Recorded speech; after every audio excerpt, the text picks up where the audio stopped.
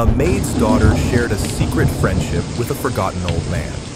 Then a general and 5 officers arrived, and everything changed. For 2 months, it was their secret ritual. Emma, a maid's quiet daughter, brought a daily cookie to the hospital's most difficult patient. He was a grumpy old man, known only as Hank the Crank. Then, one afternoon, the ritual was broken. Emma arrived at room 214 to find the bed stripped. The patient was gone. As she stood in the empty room, the hospital fell silent. Heavy, polished boots echoed down the corridor. A general, his chest covered in medals, entered with 5 military officers. He wasn't there for the administrator. He was looking for Mr. Hank and the girl who brought him cookies. A 10-year-old girl learned that the smallest kindness can change an entire world.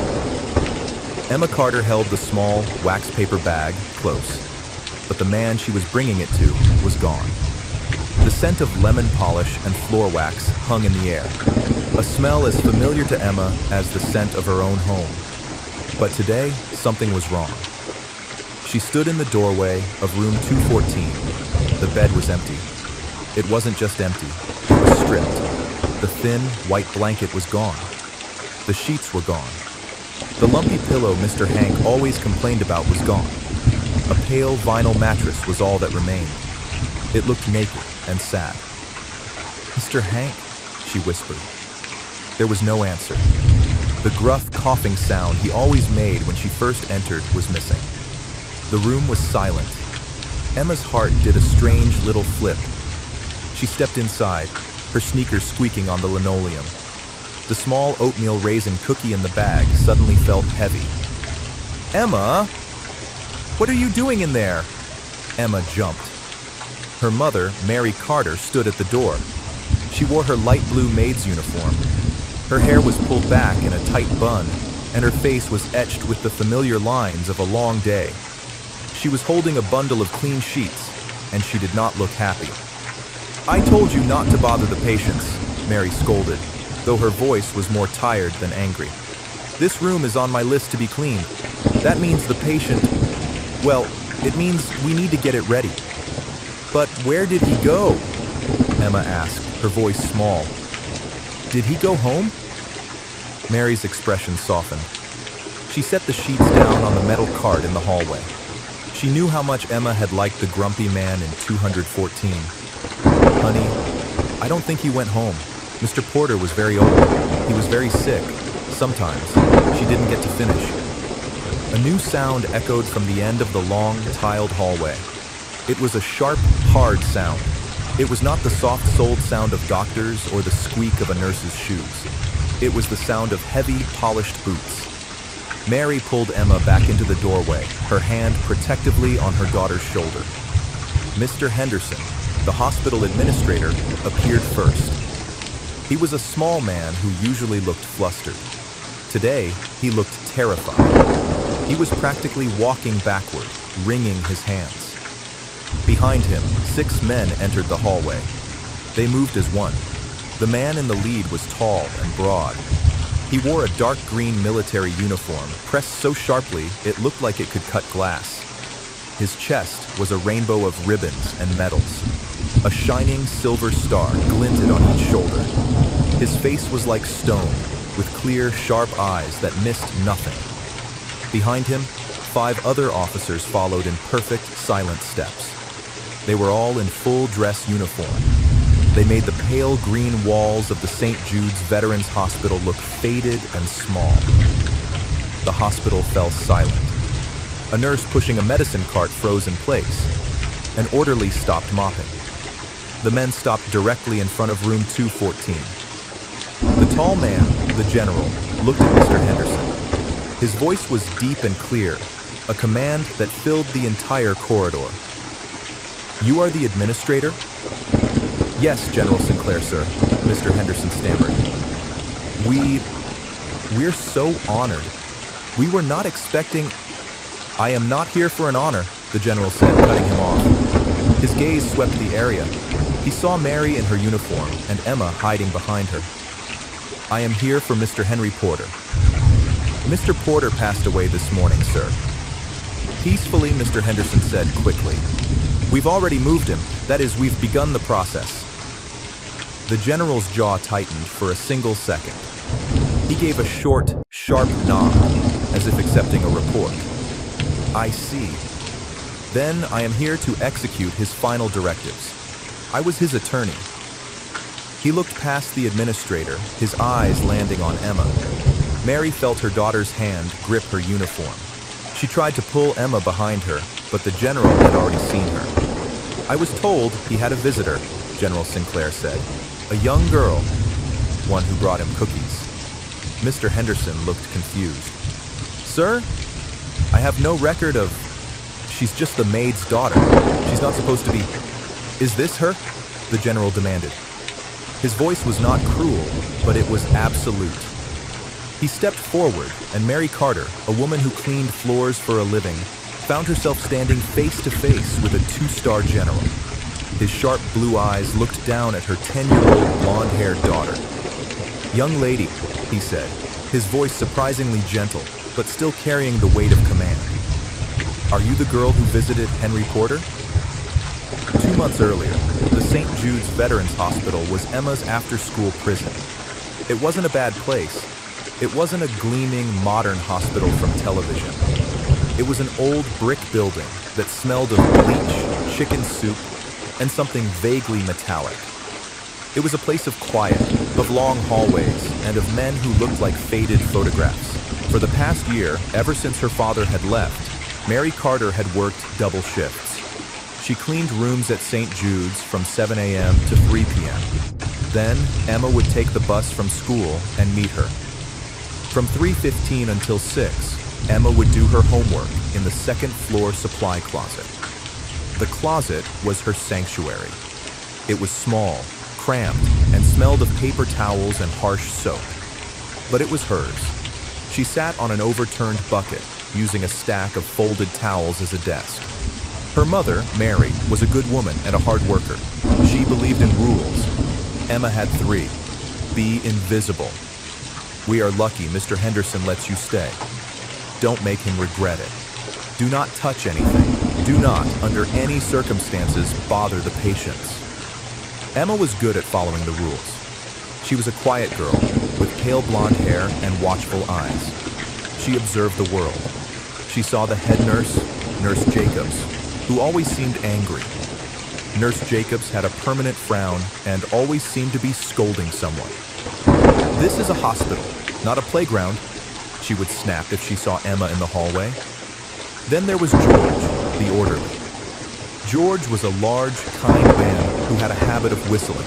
He would often accidentally drop a small bag of chips or an apple near the supply closet door around 4 p.m. "Floor's dirty. Better get that before I sweep it up," he'd mutter, never looking at her. Emma's life was about being quiet, about not being a problem. Her mother worked so hard. Mary's hands were red and raw from the cleaning chemicals. At night, Emma would watch her mother fall asleep in her armchair, too tired to even walk to her own bed. Emma knew her mother was worried about money. The whispers on the phone late at night were always about bills, the rent, the car, the past due notices. Emma's family had a history of being strong. In their small apartment, there was one picture frame that was always kept clean. It showed a young man in a uniform from a long, long time ago. "That's your great-grandfather," Mary had told her once. Elias Carter. He was a hero. He fought in the big war. Emma loved that picture. He looked brave. He looked like the men in the hallways at St. Jude's, only younger. Her great-grandfather was a legend. But legends didn't pay the rent. One Tuesday, the supply closet was unbearable. A new shipment of bleach had come in, and the fumes made Emma's eyes water. She peeked her head out. Nurse Jacobs was at the far end of the hall. George was nowhere to be seen. She slipped out just to get some fresh air. She walked down the hall, trying to be invisible, practicing the wallflower trick her mother had taught her. She passed room 210.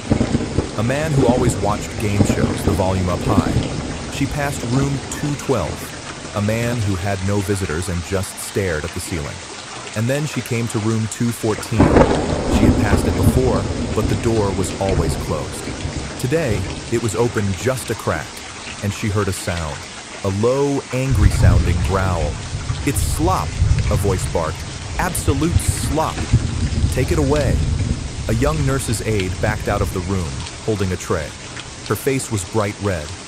He didn't like the Jell-O," the aide whispered to another nurse.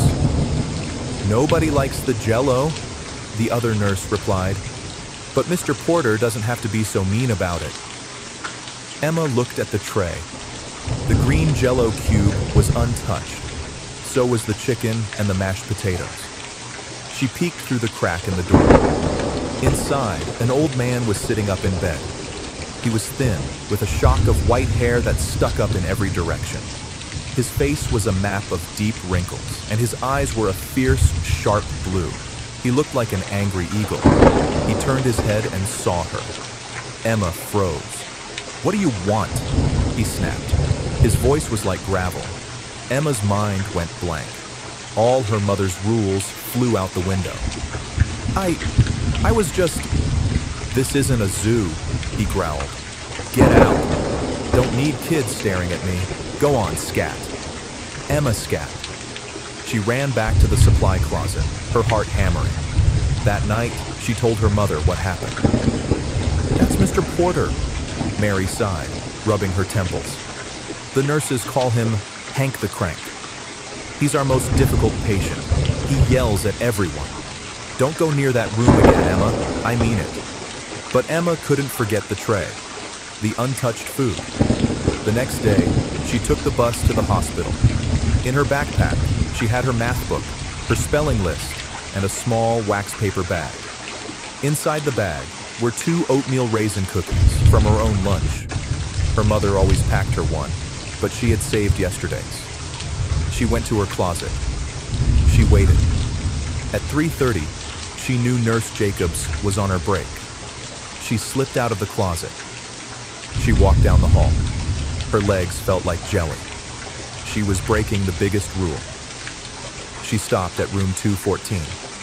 The door was open a crack, just like yesterday. She listened. She heard the low murmur of the television. She pushed the door open, just an inch more. Mr. Hank was in his chair, facing the window. His back was to her. He seemed to be asleep. She tiptoed in. The room smelled like old newspapers and rubbing alcohol.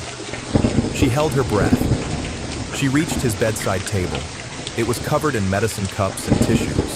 She quickly, quietly placed 1 oatmeal raisin cookie on a clean napkin. And she ran. She made it back to the supply closet, her heart pounding. She felt like a bank robber. She waited all afternoon, expecting her mother to show up, dragging her by the ear. She expected Nurse Jacobs to call security. Nothing happened.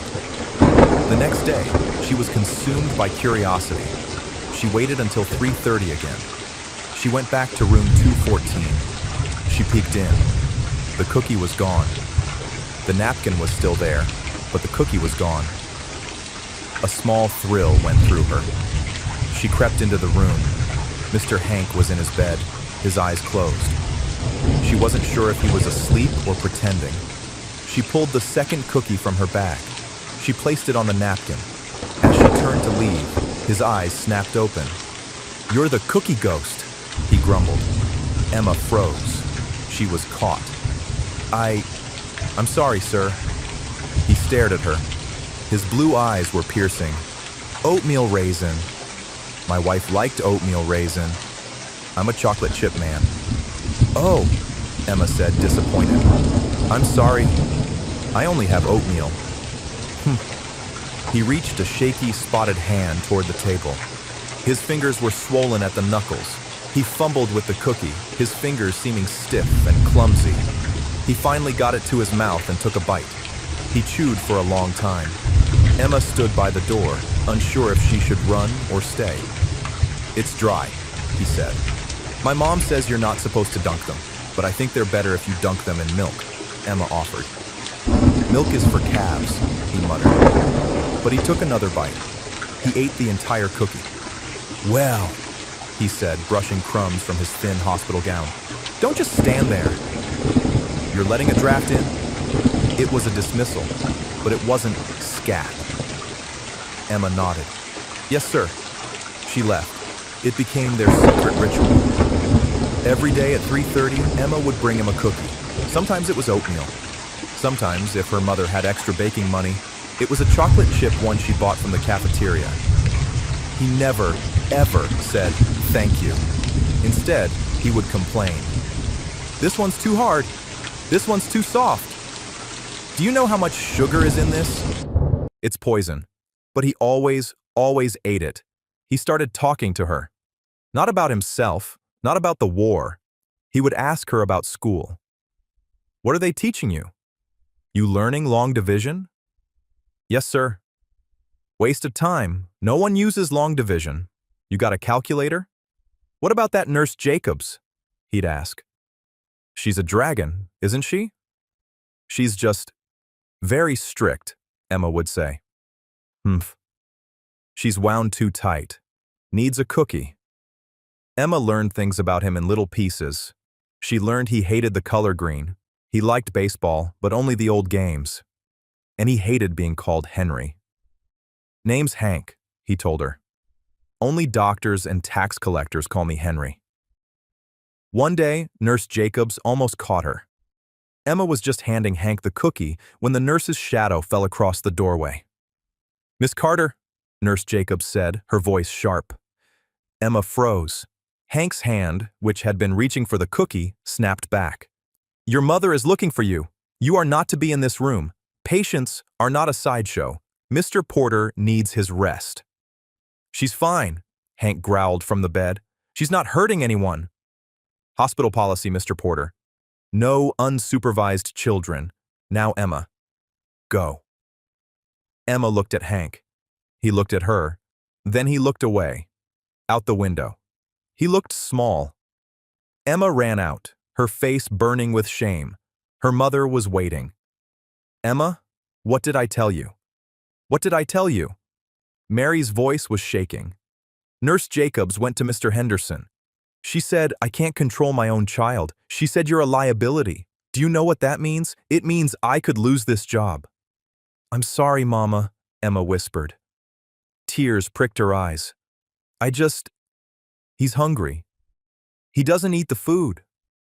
That is not your problem, Mary said, her voice rising. Then she saw Emma's face, and her anger melted into pure exhaustion. She knelt and put her hands on Emma's shoulders. Baby, I know your heart is good. It's the best thing about you. But this world, it's not kind to people with good hearts. We can't afford trouble. We have to be invisible. Do you understand? Number. More. Cookies. The next day, 3:30 came and went. Emma stayed in her closet. She tried to do her math homework, but the numbers swam. She felt a heavy, cold feeling in her stomach. She pictured Mr. Hank staring at the door, waiting. She lasted 2 days. On the third day, she couldn't take it. She had her cookie. She crept out. She checked the hallway. It was clear. She ran to room 214. She slipped inside. Hank was in his chair, staring at the door. When he saw her, his whole face seemed to light up for a second before the familiar scowl returned. You're late, he barked. I'm sorry, she said, handing him the cookie. My mom, I got in trouble. Yeah, well, trouble is part of life. He took the cookie. His hands were shaking more than usual. He tried to lift it, but his fingers fumbled. The cookie dropped onto his lap. He cursed, a low, angry sound. He tried to pick it up again, but his swollen knuckles wouldn't cooperate. He looked defeated. Without thinking, Emma stepped forward. She picked up the cookie. Here, she said gently. She held it up to his mouth. He stared at her. His fierce, blue eyes seemed to water. He looked away, embarrassed, but he leaned forward and took a small bite. They stayed like that for a minute. This 10-year-old girl and the 84-year-old man, as she patiently held his cookie for him. When he was done, he cleared his throat. He reached to his bedside table. He fumbled in the drawer and pulled something out. He pressed it into her hand. It was a coin. It was heavy, and not like a quarter. It had a fancy design on it. "Found this," he grumbled. "Don't need it. Go on, take it. Uh, a trade for the cookies." Emma looked at it. It was beautiful. "Thank you, Mr. Hank." "Don't thank me. It's just a piece of junk." He turned to the window, and she knew she was dismissed. That was yesterday. And today, Emma sat on the soft leather seat, her legs too short to touch the floor. She stared at the back of the driver's head. He wore a black suit and never said a word. Her mother sat beside her, stiff as a board. Mary was nervously picking at a loose thread on her uniform. She had tried to go home and change, but General Sinclair had been polite but firm. "There isn't time, Mrs. Carter. We can arrange for your things later." General Sinclair sat in the seat opposite them. He was not unkind, but he was all business. He had not spoken since they got in the car. The other 5 officers were in 2 other black cars, one in front of them and one behind. It felt like they were in a parade, but a secret, scary one. "Where are we going?" Mary finally asked, her voice trembling. "If this is about a bill, I promise, Mr. Porter never wanted for anything but we." "Mrs. Carter," the general said, his voice calm and low, "this is not about a bill. Please, relax. Henry." Mr. Porter was a very specific man. He made very specific, and some might say unusual, final arrangements. He looked at Emma. "He told me about you, you know." Emma looked up, surprised. "He did?" "He did." A very small smile touched the general's lips. "He called you the quartermaster." "The cookie ghost," Emma whispered. "Yes, that too. He said you were the only person in that entire hospital who wasn't afraid of him." "He was just sad," Emma said, "and his hands hurt." The general's eyes widened just for a second. He looked at Mary. "Ma'am, your daughter is very observant." The car slowed. They were in a part of the city Emma had never seen. The buildings were tall and made of glass. The car pulled into a private garage beneath one of the tallest. The general led them to a private elevator. It went up, fast and silent. The doors opened into an office. But it wasn't an office. It was a room so large it looked like a hotel lobby.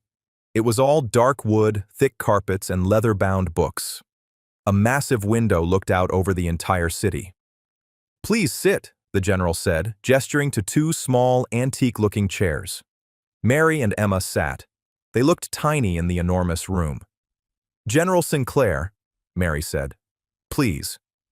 I'm a simple person. This is a lot. What is this all about?" The general stood by his massive desk. "Mary, may I call you Mary? My name is Robert. I was Hank's attorney, yes. But I was also his friend. I was his... well, I was his last link to his old life." He took a deep breath. Henry Porter was not a poor man. He was not just some forgotten soldier. He was, in fact, one of the wealthiest men in this country. He built an empire in shipping and logistics after he came home from the war. Mary's jaw dropped. But he was in St. Jude's, in a normal room. He wore the paper-thin gown. "He hated his family," the general said, the words blunt and cold. "He had a son who gave him 2 grandchildren.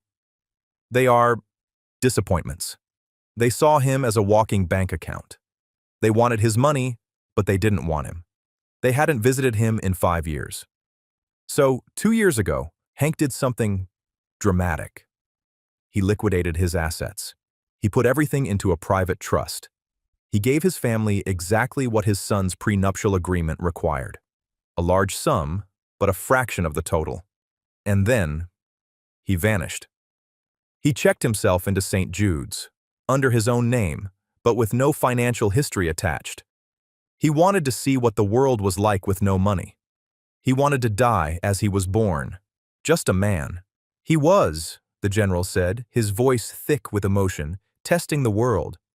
He was looking for one person, just one, who would be kind to him with no expectation of reward. He looked at Emma. And then you, little quartermaster, you brought him a cookie. The general opened a thick, leather-bound folder on his desk. Hank was a soldier.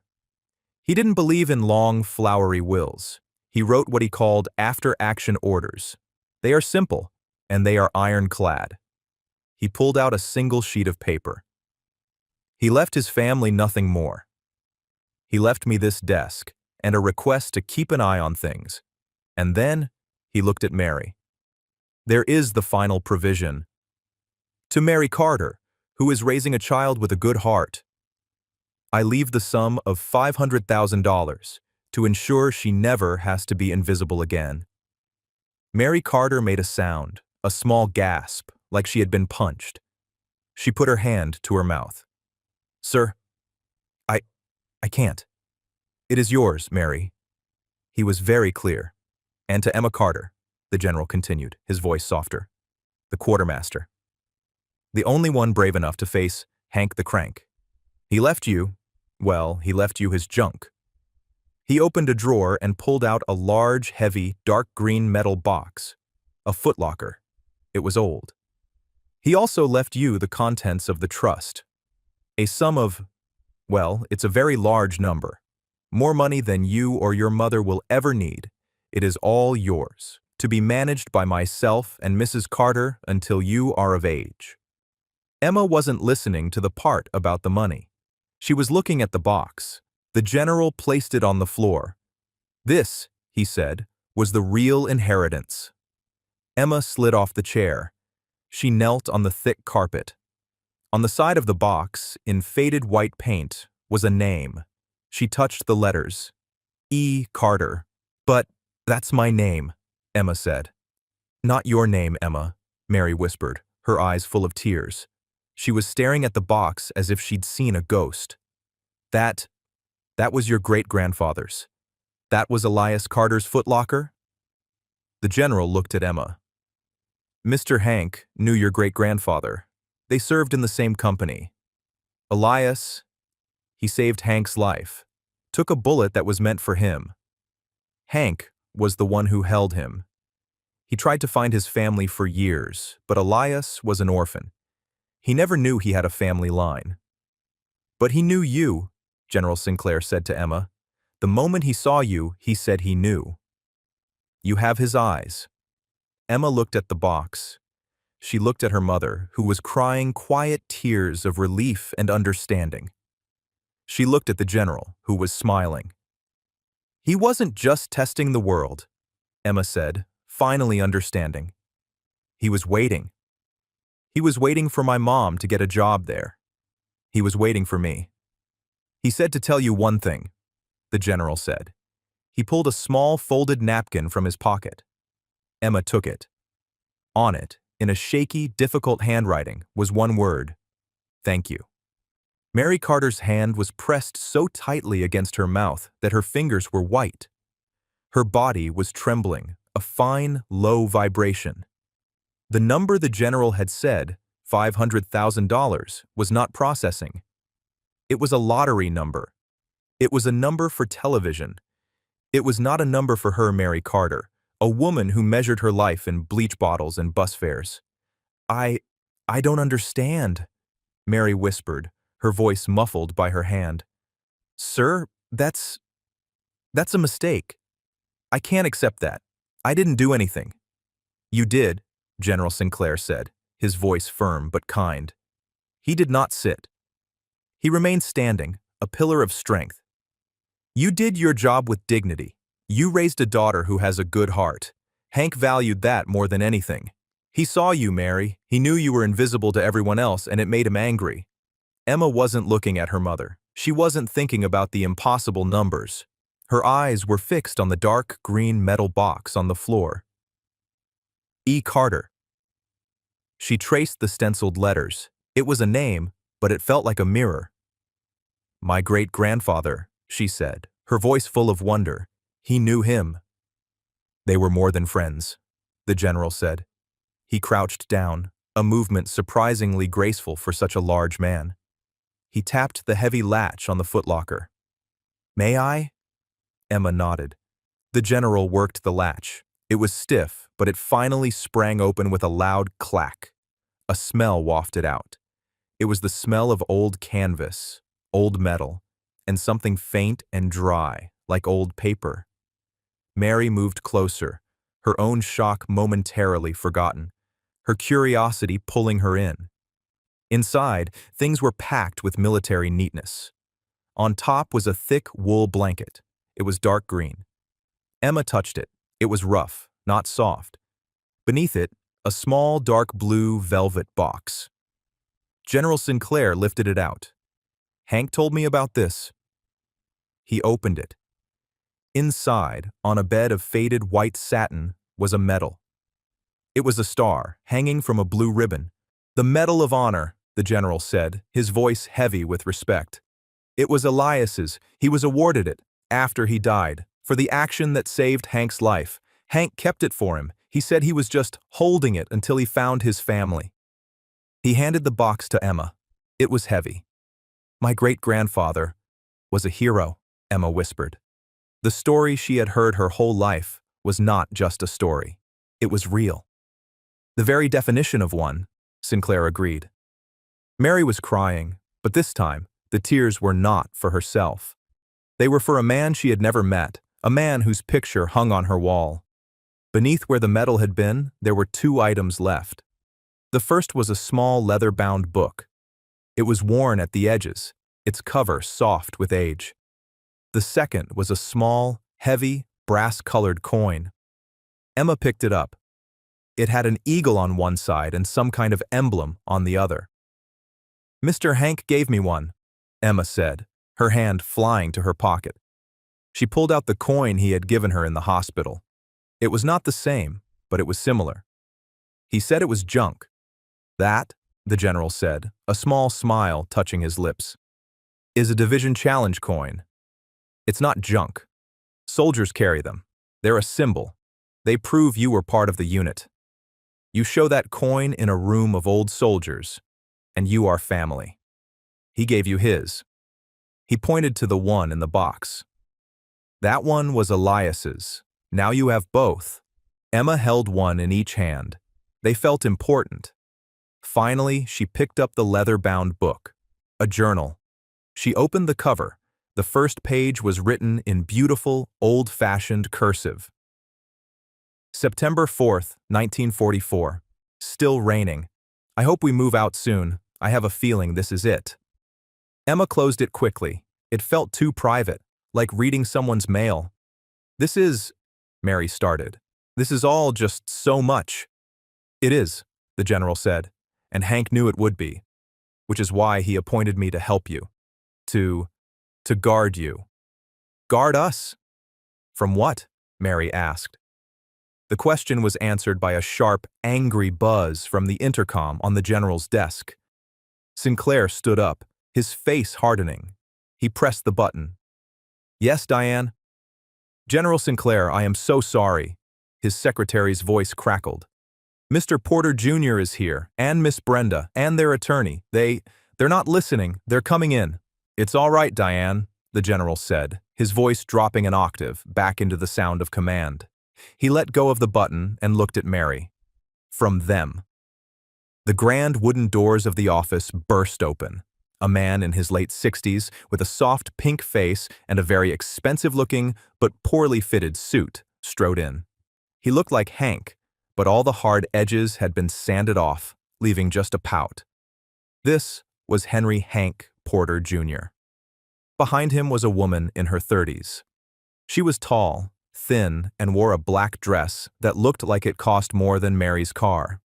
Her hair was pulled back so tightly it seemed to hurt. Her eyes, unlike her father's, were sharp and cold. This was Brenda Porter, the granddaughter. And behind them, holding a briefcase, was a man who looked like a hawk. He wore a pinstripe suit and a permanent sneer. "Sinclair!" Junior puffed, his face red. "What is the meaning of this?" "We were at the club. We had to hear from a service that my father had passed. You didn't even call us." Brenda's cold eyes swept the room. She ignored her father's complaint. She saw Mary in her blue maid's uniform, and Emma, a small girl on the floor next to an open footlocker. Her eyes narrowed. "General," Brenda said, her voice like ice, "why is the help here? And why are they touching my grandfather's things?"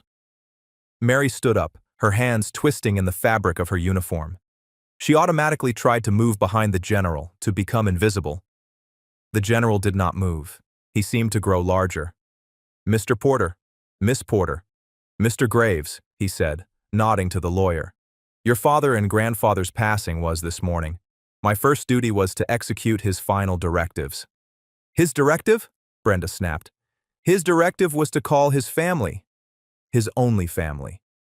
"On the contrary," the general said, his voice flat. "His explicit directive was to ensure you were not the first to be called. He did not want you at the hospital." Junior looked like he'd been slapped. "He was senile." "He must have been.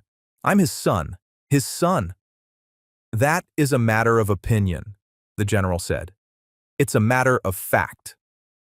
The hawk-faced lawyer, Graves, spoke up. He stepped forward. "General Sinclair, we have just been informed of the will's primary provisions. This is a farce. A man in a charity hospital disinheriting his own blood? It screams mental incompetence. It reeks of undue influence." He stared with open contempt at Mary. "We are here to inform you that we are contesting. We will be freezing all assets, pending a full mental evaluation of the deceased, and we will be deposing everyone involved." The threat was clear. It was aimed directly at Mary. "I didn't," Mary began, her voice a small squeak. My daughter." "Your daughter," Brenda said, stepping forward. Her eyes were full of venom. "Yes, let's talk about her. How very convenient.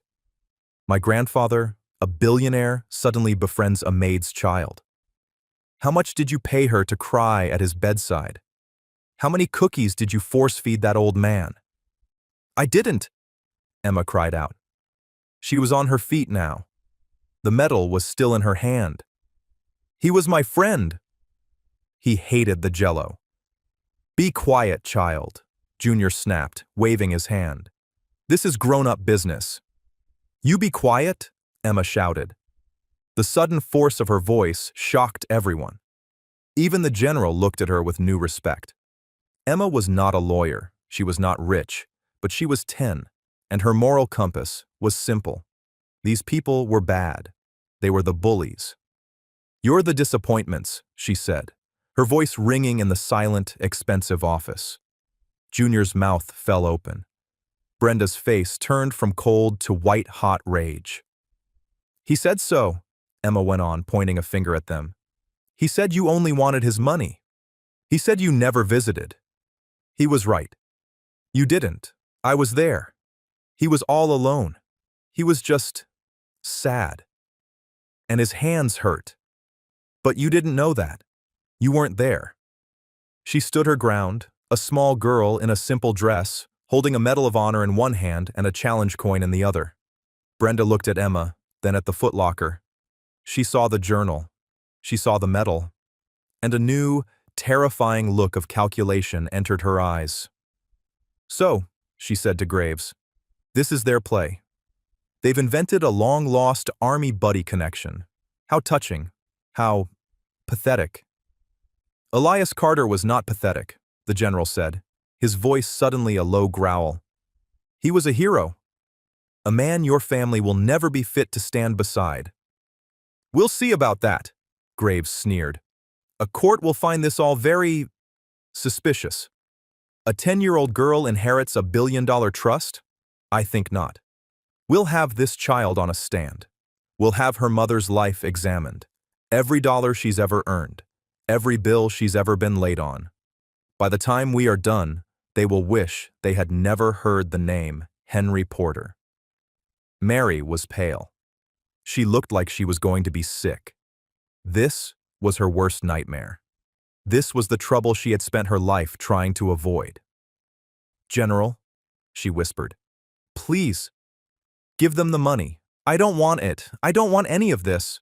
I just want to take my daughter and go home." "No," Emma said. She walked over and took her mother's hand. "No, Mama. Mr. Hank wanted us to have it. He was trading us for the cookies." Brenda let out a laugh. It was a sharp, ugly sound. "$1 billion for cookies. This is better than I thought. We'll have her declared simple-minded. This is a slam dunk." "That will be enough," General Sinclair roared. The command in his voice was absolute. It was the voice of a man who had sent men into battle. The porters and their lawyer fell silent. "Mr. Graves, you will file your motions, and I will file my responses. But you will not threaten my clients. You will not threaten a 10-year-old child in my office." He pointed to Mary and Emma. "These two people are the primary beneficiaries of Henry Porter's estate. As such, they are my sole focus. Hank, my client, was aware you would do this. He was not a foolish man. He was, in fact, prepared." He looked at the leather journal in Emma's hand. "That journal?" Brenda scoffed. "A dead man's diary from 1944? It's meaningless." "You are mistaken," the general said. "Hank was a meticulous man. He knew a contest was coming. He knew you would claim he was senile. He knew you would claim undue influence. So he prepared a defense." He looked at Emma.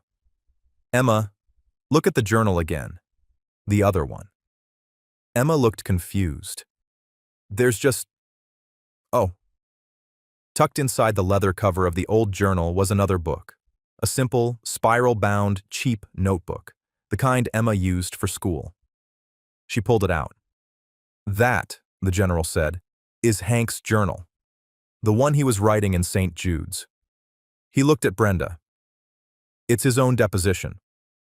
A daily record. He wrote down every single day he was in that hospital. What he ate, which nurse was on duty, what he watched on television, and, most importantly, who visited him." The general walked to his desk. "He had it notarized. Every single week. By a private notary I sent in.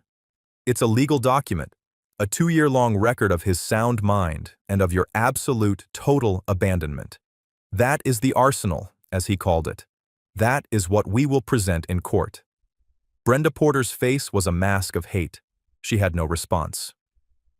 "Now," the general said, "this meeting is over. Security will show you out." The drive from the general's office was silent. Mary and Emma sat in the back of the black town car. Mary was still shaking. Emma was holding the footlocker on her lap. "I'm sorry, Mama," Emma said. "Sorry? For what, baby?" "For getting us in trouble. For the money." Mary looked at her daughter. She saw the Medal of Honor. She saw the challenge coins. She saw the journals. And she felt a new strength, a strength she didn't know she had. It was the strength Elias Carter must have had. It was the strength Hank had. "Don't you be sorry," Mary said. She took her daughter's hand. "You did nothing wrong. You were kind. And those people are angry because they don't know how to be kind." The car was not going to their apartment. Mary knew the way. This was a different direction. "General, where are we going?" she asked. "One last thing," the general said from the front seat. "Hank's final provision. He knew they would try to find you. He knew your apartment was not safe. He wanted you to be secure." The car turned onto a quiet, tree-lined street. The houses were not mansions. They were simple, brick-and-wood, single-family homes, the kind with small, neat lawns and flower beds. The car pulled into the driveway of a small, clean, white house. It had a bright blue door and a small porch.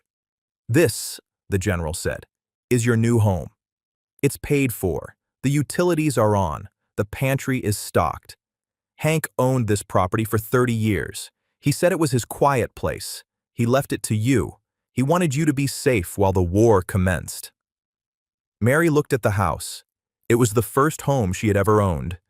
She began to cry, but this time it was a different kind of tears. It was the tears of a dam breaking, a dam of fear, of rent payments, of late notices, of being invisible. It all washed away. That night, Emma sat on the floor of her new room.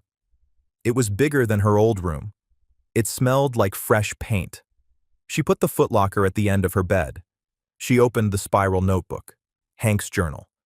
She read the first entry. The handwriting was shaky, but angry. August 14th. The new place is as bad as I'd hoped. The jello is a crime against humanity. The walls are pale green. I hate green. No one has visited. Good. She turned the page. August 15th, still no one. The son, Junior, has not called. Brenda has not called. They don't know I'm here. They just know the money is gone. That's all it took. 2 days. Good. She skipped ahead, pages and pages of the same thing. No one, no one, no one. Then she found a new entry, 2 months ago, October 12th. A ghost came. A small blonde girl. She stared at me. I told her to scat. She scatted.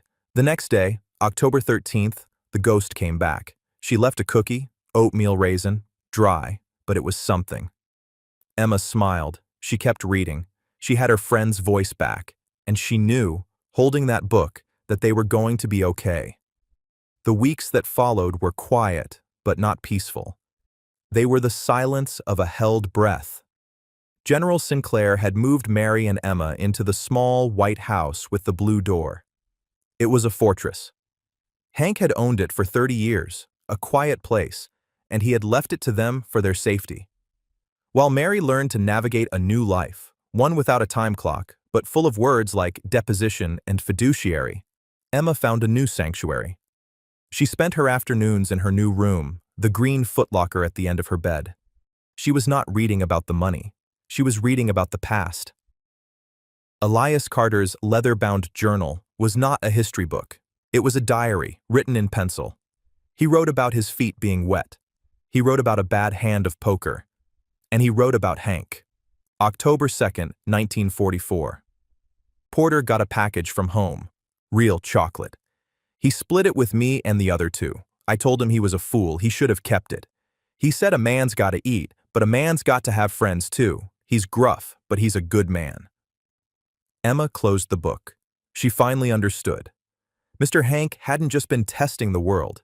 He had been looking for Elias. He had been looking for a friend.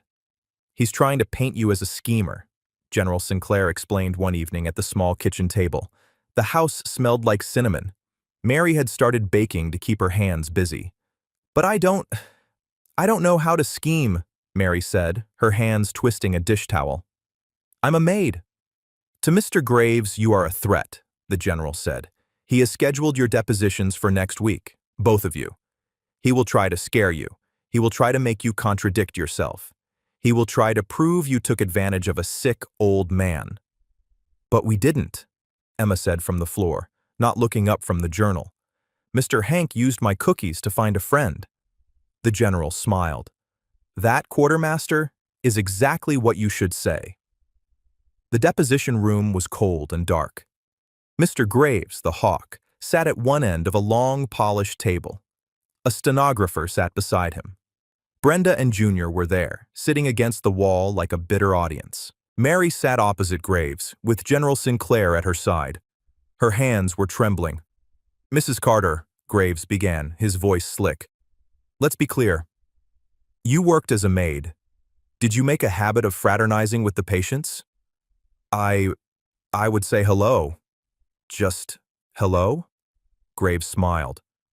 Or did you seek out wealthy patients? Objection, Sinclair said, his voice a low rumble. The patient's financial status was not public knowledge. Noted, Graves sneered. Mrs. Carter, when did you first discover Mr. Porter was wealthy? In your office, Mary said, her voice small. After he was gone. I just thought he was a sad old man. A sad old man, Graves repeated, whom you instructed your daughter to visit. A 10-year-old girl? No! I told her not to. It was against the rules. Ah! Graves slapped the table. Mary jumped. So she was defying the rules. How convenient. The daughter sneaks in to see the lonely billionaire. Did you practice this story, Mrs. Carter? It's not a story. It's the truth. The truth, Graves scoffed. The truth is, you were drowning in debt. Did you find out about his son, his granddaughter? Did you realize how disappointed he was in them? Did you see your opening? No, I was just cleaning. Yes, you were. Graves looked at her with contempt. We're done. Send in the child. Mary felt sick, but the general put a hand on her arm. You did fine, Mary. You told the truth. Emma came in. She was not afraid. She sat in the big chair, her feet not touching the floor. Hello, Emma, Graves said, his voice suddenly thick and sweet. My name is Mr. Graves. I'm just here to ask about your friend, Mr. Hank. Emma nodded. You brought him cookies. Did your mommy tell you to bring them? No, sir. She told me not to. She was scared of Nurse Jacobs. Graves's smile faltered. Oh, but you did it anyway. Why? Because he was hungry, Emma said, as if it were the most obvious thing in the world. He said the jello was slop, so I brought him a cookie. And did he promise you things? Graves leaned in. Did he promise you money? A new house? Emma looked at him, confused. No, why would he do that? He's not a bank. He was just Mr. Hank. But he gave you a coin, Graves pounced. A heavy gold-looking coin. It's not gold, Emma said. It's a challenge coin. He traded it to me for the cookies. He traded you. Graves looked at the stenographer. So you made a deal. You gave him cookies. He gave you… What? A promise? Objection, Sinclair said. He's twisting the child's words. I'm just trying to understand this trade. He said… Emma's voice was clear and steady. He said I was the quartermaster. And he said he found his family. His family? Graves looked at Brenda and Junior. You mean them? No, Emma said. She pointed at herself. Me. He said I was a Carter. Like my great-grandpa. He said we were better than you. You! Junior shouted from the back wall, his face purple. Quiet, Graves ordered. His fake smile was gone. The old man was senile. He was confused. He was babbling about wars and ghosts. No, he wasn't, Emma said. He was just mad. Because you were disappointments. And he was waiting for us. This is a farce. Graves threw his pen down. General, this is absurd. The man was clearly not of sound mind. He was hallucinating. He thought this child was some long-lost relative. We will see you in court. Brenda was smiling. She thought they had won. General Sinclair stood up. He buttoned his suit jacket. Mr. Graves, he said, you are correct. We will see you in court, but you are basing your entire case on the idea that Henry Porter was senile. They clearly were, Graves said. My client, Hank, knew you would say that. The general reached into his briefcase. He pulled out not a document, but a small silver digital video recorder. Hank was a logistician, Mr. Graves. He believed in documentation. Brenda's smile vanished. What is that? Graves asked. It is a statement of testamentary capacity. A video will, so to speak. Hank was many things, but he was not stupid. He knew his family, he knew you, and he wanted to have the last word. The general pressed play. The small screen flickered to life. It was Hank. He was in his bed, room 214. He was in the thin paper gown. He looked tired, but his eyes were fierce, blue, and sharp as glass. My name is Henry Hank Porter, he barked, his voice the familiar growl. It is October 28th. I am in full command of my faculties. My mind is clear. He coughed. To my son, Junior, and my granddaughter, Brenda. If you are watching this, it means you are contesting my will. It means I am dead. And it means you are proving my point, you greedy, lazy disappointments. Junior made a small, strangled sound. I am of sound mind, Hank continued. I am not being unduly influenced by anyone. I am making a choice. I have spent the last 2 years testing the world, and the world failed. Until the quartermaster showed up. He looked away from the camera as if someone was in the room. He smiled. A real, actual smile. "No," he said, "I'm not a chocolate chip man. I just said that to make you come back." He looked back at the camera, his face hard again. "The money is mine. The legacy is mine. I am giving the money to Mary Carter, who deserved a better life. I am giving the trust to Emma Carter, who is the only person to show me kindness in a decade. She is a Carter. She is Elias's blood. And she is better than all of you." The video clicked off. The room was silent. Mr. Graves was pale. His entire case, his entire argument of senility, had just been blown apart by Hank Porter himself. Brenda stood up. Her face was a mask of pure, cold hatred. She walked out of the room. Junior stumbled after her. Mr. Graves began, very slowly, to pack his briefcase.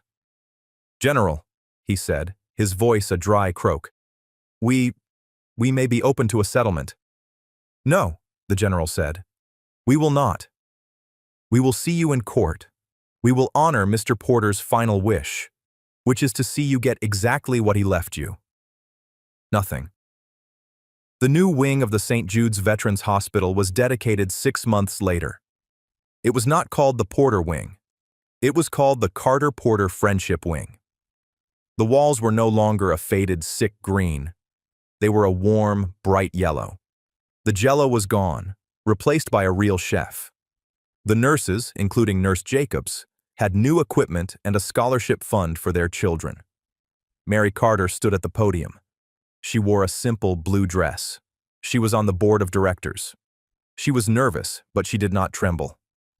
"My name is Mary Carter," she said. "I used to work here. My job was to clean these floors. My job was to be invisible." She looked at the crowd. She saw George, the orderly, smiling. She saw General Sinclair standing tall. "A man I knew," she continued. "A man named Hank. He saw me. He saw my daughter. He taught us that kindness is not a weakness. This wing is not about money. It is about a trade, a cookie for a friendship. Today, we open this wing to honor him and to honor every veteran here, to let you know, we see you." Later, Emma sat in what used to be room 214. It was not a patient room anymore. It was a library, filled with comfortable chairs and good books. The green footlocker, Elias Carter's, was in the corner, a permanent part of the room. She was reading from the old leather journal, and George, the orderly, was sitting across from her. "Listen to this one, George," she said. "October 10th, 1944. My feet are soaked, but Porter, Hank, he found a dry pair of socks for me. He just showed up with them. He said, 'Don't get emotional. He's a good man.'" George smiled. "He sounds like a crank." "He was," Emma smiled back. "But he was our crank." She looked at the wall, where a new, small brass plaque was placed. It didn't mention money or billionaires. It just said, "In memory of Hank and Elias, friends." And that's where we'll end the story of Emma, her mother, and Hank the Crank. I hope it gave you a chance to step out of the everyday and just drift for a bit, reminding us all how a simple act of kindness, like a single cookie, can change a life. I'd love to know what you were doing while listening, maybe taking a break from work or just settling in for a calm evening. Drop a line in the comments. I really do read them all. What was your favorite part? And if you want to make sure we cross paths again, hitting like and subscribing makes a huge difference. Thanks for listening, and we'll see you next time.